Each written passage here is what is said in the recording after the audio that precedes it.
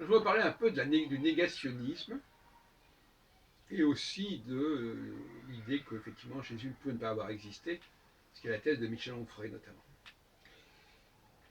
Alors, ce qui est quand même clair tout de même, c'est qu'il y a un paradoxe chez les chrétiens négationnistes.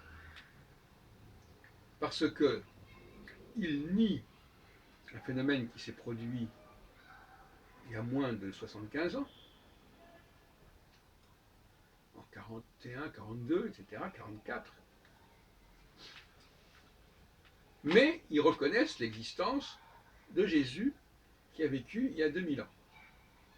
Ou pas 2000 ans, parce qu'il y a 2000 ans, si on regarde l'Henri traditionnel, il était en l'an 20, l'an 18 de.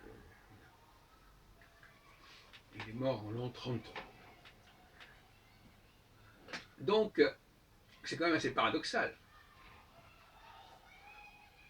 de dire que la réalité, la vérité de la vie de Jésus est plus flagrante, plus évidente que l'extermination de millions de juifs, il y a quelques décennies. C'est vraiment étonnant. Il est évident que c'est plutôt l'inverse qui apparaît comme évident. Hein. La Shoah a certainement existé, elle est attestée, il y a encore des survivants de cette Shoah. On a encore mis au Panthéon il y a quelques jours Simone Veil, mais de toute façon, bon, les documents, les traces, les monuments, tout ça existe. Alors que pour Jésus, comme dit très bien Onfray, quand alors, Jésus, Onfray dit deux choses intéressantes. Il dit d'une part qu'une grande partie de ce qui raconte dans les évangiles était déjà annoncé dans l'Ancien Testament, donc par conséquent, l'Ancien Testament a servi pour fabriquer le personnage de Jésus. Et deuxièmement, il dit que les documents d'époque concernant Jésus, au fond, on ne les connaît que par des rééditions plus tardives, qui ont très bien pu intégrer l'existence de Jésus par la suite. Et là aussi, on a un des problèmes, parce qu'en effet, on ne peut pas prouver que les documents attestant l'existence de Jésus n'aient pas été réalisés ou rajoutés par la suite.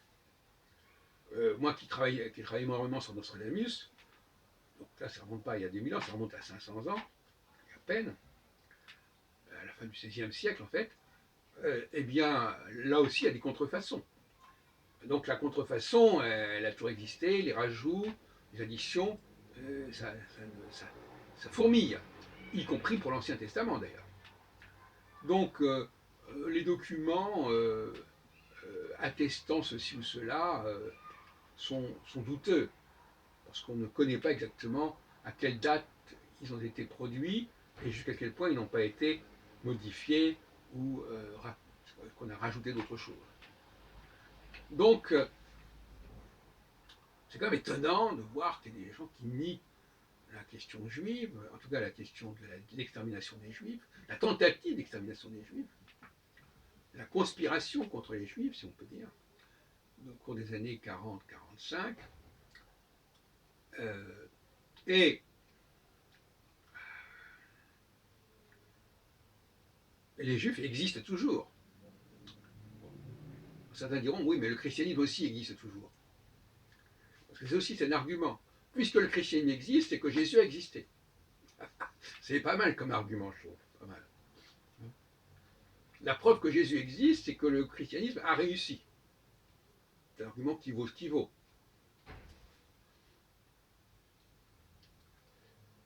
Alors, je terminerai en disant que le judaïsme est la religion du Père, et que Abraham, qui est considéré comme emblématique de l'origine des Juifs, son nom Av. Av, c'est le Père. Avram d'abord et Abraham ensuite.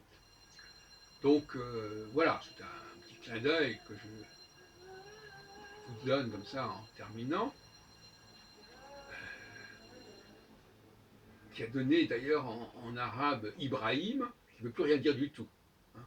Donc ça c'est le problème des noms propres, c'est que quand on les utilise dans une autre langue, eh bien soit on les adapte et on les calque, soit ils perdent leur sens. C'est valable aussi pour Jésus.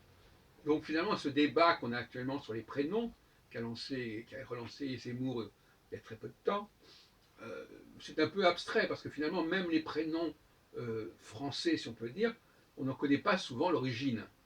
Bon. Et en plus, il y a beaucoup de prénoms qui sont des prénoms hébraïques et donc sémitiques. Tout comme les prénoms sémitiques